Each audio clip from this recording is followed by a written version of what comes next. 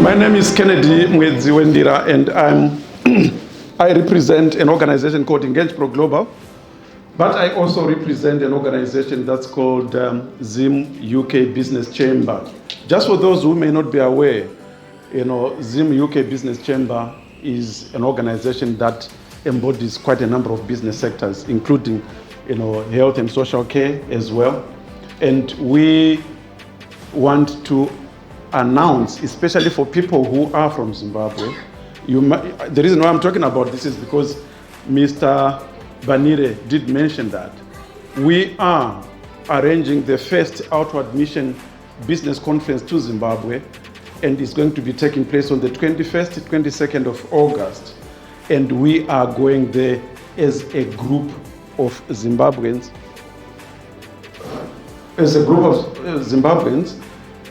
for that conference. We want to get representation, and we want that voice to be heard. And we are proud to being sponsored by Blue Marble, Mr. Banire's organization, Mr. and Mrs. Banire's organization. And what he did talk about is very, very correct. It's very true that there is a visit planned after the conference from Harare to Masvingo and back, all courtesy of Blue Marble. The trip to Great Zimbabwe is going to be a wonderful one with a lunch, special lunch at a stopover at their property in Masvingo. So it's going to be exciting, but it's only available for those people that are going to be making their bookings early enough, because it's a limited number of people. So on that one, I think I've just given that information. Going on to what I am going to be presenting this afternoon, I liked some of the things that have been mentioned, that directors, in fact, this I got from Caroline, directors have duties. And they have very, very important duties, not only legal duties, but also business growth duties. If we are to really look at how we can get our businesses to grow, it's something that has to be championed by the director. And the directors are none other than the people seated on these tables here this afternoon. It's not a question where we are going to say, I've had all documents, subcontracted, and they just give me to present. There are certain things that we as directors of organizations have to champion. You have to be doing, you have to be standing up, because it was also mentioned that we need to stand out, isn't it? Because the business that we are supposed to be running, it's a business that survives on customers. If we don't have external customers out there, we still have internal customers. For as long as we employ somebody, that person is our customer. Now, whenever I am talking about some of these things, I speak nothing else but strategy. Strategic aspects of business, that's what I'm interested in. Now, elevating our business to a higher level using customer experience, customer service, is something that can actually make us stand out. And you see the reasons why. Now, that's something that has been said by somebody, to say, if you want to be number one in business, you have to do a number of things that make you stand out. And I think I don't need to repeat what was said by Caroline. We need really to we need to focus on those kind of things that are going to differentiate us, that are going to make us the business that we want to be, that is futuristic, a business that actually would be growing as well. Back in the days, I'm sure some of you would remember, maybe a few people would remember, we used, when I'm Zimbabwean, we used to argue a lot to say, how come somebody who got employed just a few weeks ago is actually now working above me? Is it because of the skin color, because he's white? But the secret is those people used to use their time very purposefully.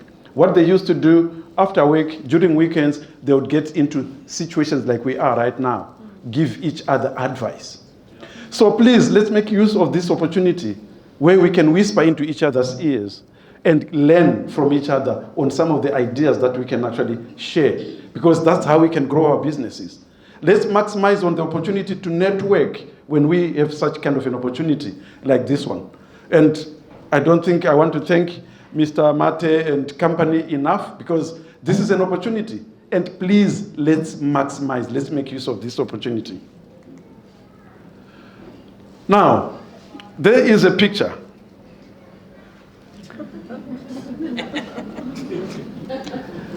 That's not, photoshopped, it's actually real.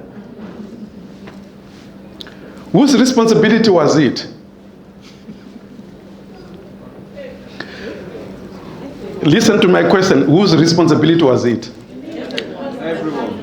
Everyone. But look at what happened on there. How many times have we seen this kind of situation in our own organizations? It's not for my pay grade. Right? You have heard that, isn't it? Now, when things like this are happening in organizations, that's a telltale sign that something is not right. And we need to do something. And the something that we are talking about doing is something that has to be championed by none other than the director of the organization, because he's the visionary. He's the one who conceived the idea. So we need really to do something. Now, if we are to progress further, there is one concept that I would like to share this afternoon. You may have heard about it, you may not have heard about it, but it's one very interesting, concept which talks about platinum versus golden rule. Have you ever come across that? No. Okay. We are, and we used to live in the golden era back in the days. But we've crossed a bridge to another world. The other world that we are talking about is what is now referred to as the platinum era. People in care, in fact, let's just say care. You have heard what is referred to as the person-centered care, isn't it? Now, let's go back to the golden era. It used to say, do unto others as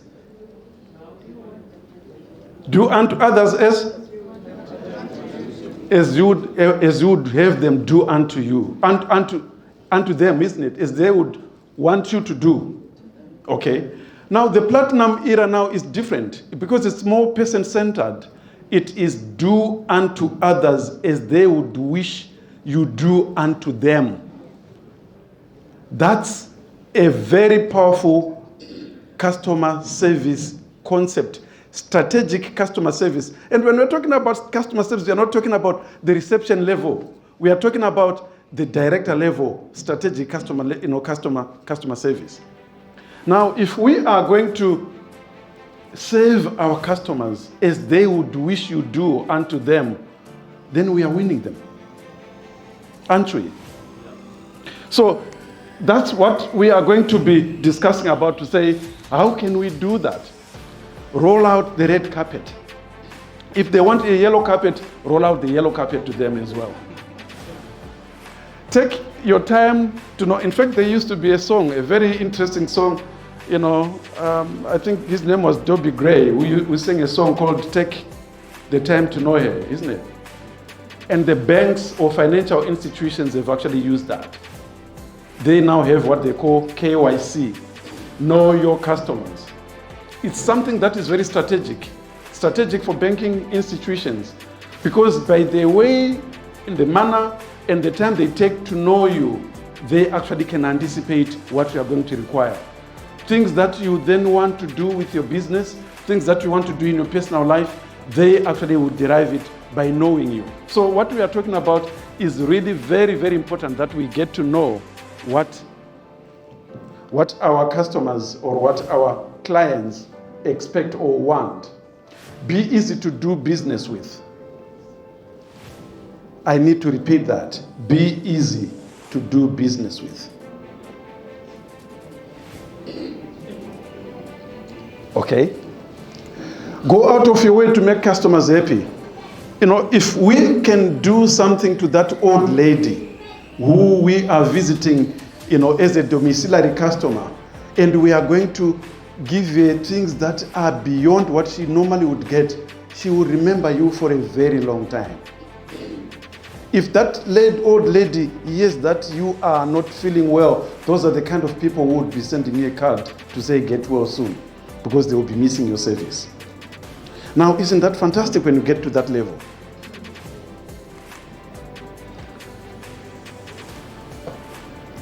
Now, work out everything the customer experiences. What we're talking about is figure it out. If you figure it out, you get them to appreciate the kind of things that they will be expecting. All right. The best customer is the one who is completely satisfied.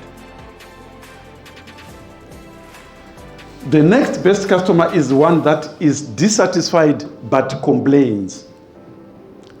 The worst one is one who doesn't even do anything. Now, we have service users that probably would fall in those three categories. Now, I'm sure you are aware, CUKC, if they receive a complaint, what happens? If you are Ofsted, when you got that complaint, what happens? It blemishes you, isn't it? To a point where they disregard everything, every good thing that we have been doing, and then that becomes a bad blemish that you'll have to deal with. Now, I'm not going to go to bore yourselves on this one, but I want you to look at that statement by Patricia Seybold that says that if you try to understand the ups and downs of the current economy, it's not what matters. What matters is that customers are the ones that are in control. Now, if we are not careful and we do not pay attention to the customers that we are serving, and it could be the internal customer, your employees, but it could also be the external customer, you know, people that we are serving. If we do not get to understand and if we do not respond to those kind of situations, then we may not be doing ourselves a very good favor. So we need to make sure that we are responsive to these situations. And being responsive, we need to be strategic. We need to be intentionally strategic in dealing with these, you know, situations. There is an organization, a very popular organization that has been used as a case study for exceeding customer service or customer experiences, and the organization is called Ritz-Carlton Hotel. Those who have been to the USA, you may have lived or stayed at one of the establishments. They have, in each and every employee's pocket, they have a card, and a card that is laminated both sides, and there are 6 values that are written on each of the sides, and these are the values that they get everybody to live and to experience. They prepare and they actually nurture guests for life. Imagine if you are going to have your clients and you are going to make them your clients for life.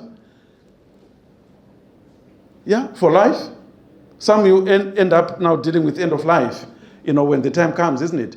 But isn't that wonderful?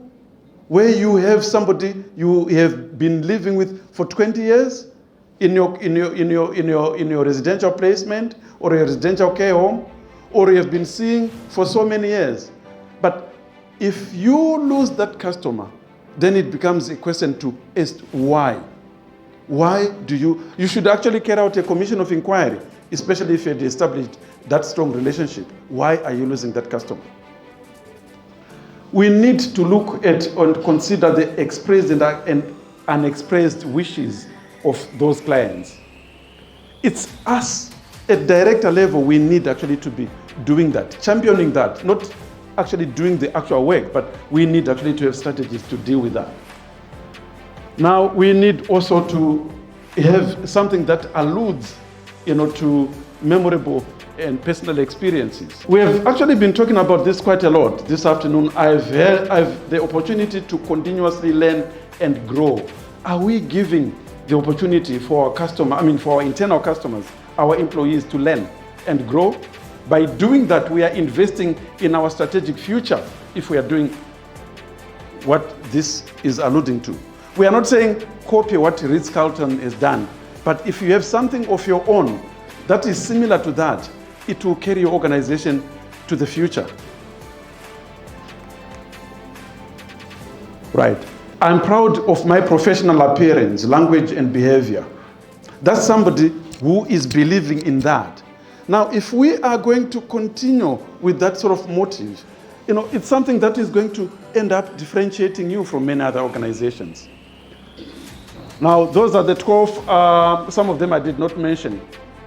Now, all things equal, we will do, that's what customers think, right? If they are thinking, if I were to choose, I would do business with who I want to deal with. Now, are you one of them? And what makes you believe that? There is a gentleman who was a CEO of an airline, and he did he disguised himself by putting on things that nobody could even imagine that it was him. He bought a ticket from this ticket office. He got onto the flight, his own plane, and he was seated next to an old lady who, at the time when they were being served coffee and tea, they pulled their trays in front of them down and ready to be served. And this old lady, I believe about 80 years old, said to the CEO, obviously, just like she was talking to another, customer or passenger, she said, "Look at this tray. Look how dirty it is. It has coffee stains on them." Now, imagine if this is what's happening to the engines of this plane. Now, that's a tray, and she is imagining that the same thing could be happening to the engines of the plane, not being cleaned, not being serviced.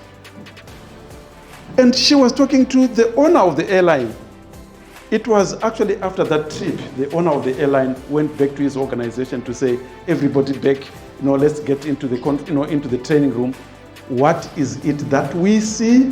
What is it that we don't see, but our customers can see?